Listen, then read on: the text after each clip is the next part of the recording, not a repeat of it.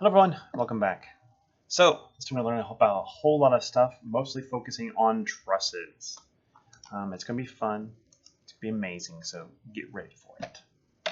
So, as usual, we're going to have some applications, learn a whole bunch, do some examples, and into some group problem solving. After today, I hope you'll be able to figure out what a truss is, understand how to get the forces in the truss, and also identify zero force members, which are awesome and amazing, and really help simplify problems if you realize where they are. So first off, application.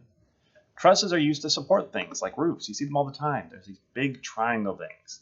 To be honest, any triangle right here, any triangle shape is a truss. So this is a complex truss because it's made of a bunch of triangles. Now, one thing you might want to wonder is, well, if there's a lot of force pressing down on this, does it hold my roof? Does it collapse? I don't want my roof to collapse. That's a terrifying thought. So how do we figure out if the members are big enough? Is this one right here? It's kind of thin. Is it going to snap? Hopefully not. Now, how do we design the geometry to minimize our cost? Because we don't want to have a whole bunch of extra things. I want to make sure it survives, so I'm going to put a board here and a board. Actually, we can just draw this, because we could have drawn a lot. We put another one here and one right here and one right here. Yes, like there as well. This is looking good. Fantastic. Okay. Beautiful. And of course we need some more here. Yes, okay, there we go. Wonderful. Okay, so as you can see, with these like 60 triangles right here, you know what? Let's just fill it entirely. At some point, you have added too much support. Like, it doesn't need it. It's completely wasteful. So you want to figure out a way to do what you need to do safely at a minimal cost. So you got to figure that out. Other things, we're not just using trusses for our roofs, we're also using them for cranes, which are important. In fact, this is what your project's on. Surprise. So you use them for cranes as well, for different frames, different shapes. Those triangles can be added up into a bunch of things. Think about it. Old video games, they're made using triangles. Just whole bunches of triangles, and the number of triangles, the more you had, the better defined your characters were. So how are you going to make this strong enough that it's going to last for its entire lifetime? How are you going to do it? Well, first off, we need to kind of understand how this truss works and get a kind of terminology for talking about them. So a truss is a structure that's composed of slender members joined together at their endpoints. Now, slender means that they're much, much thinner than they are long.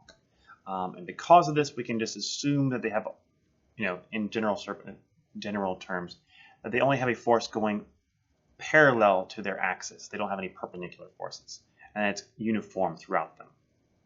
And this is more or less true.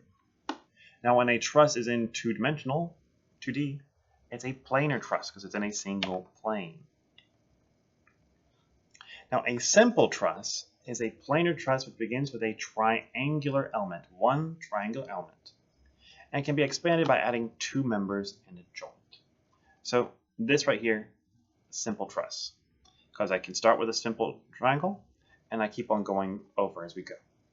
Each time I'm adding two members and a joint, two members and a joint, and two members and a joint.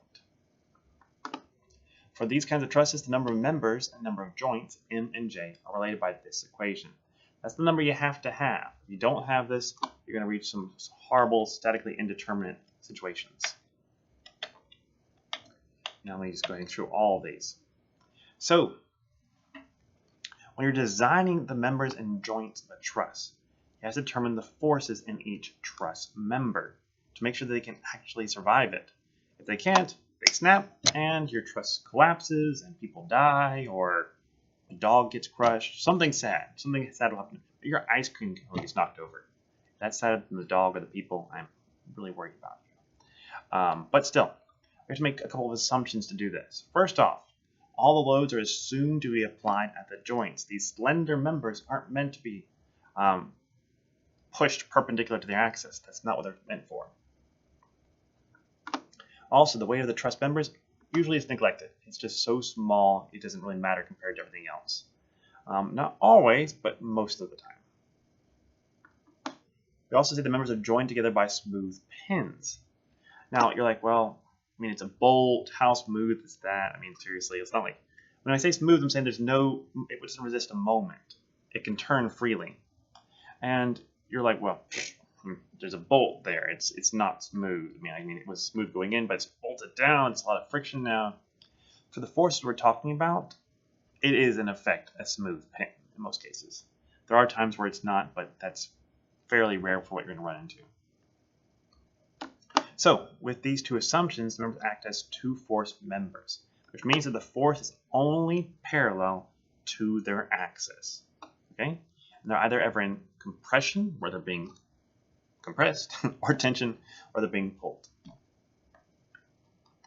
Now, as a note, compression is more dangerous than tension because compression is going to eventually cause it to buckle.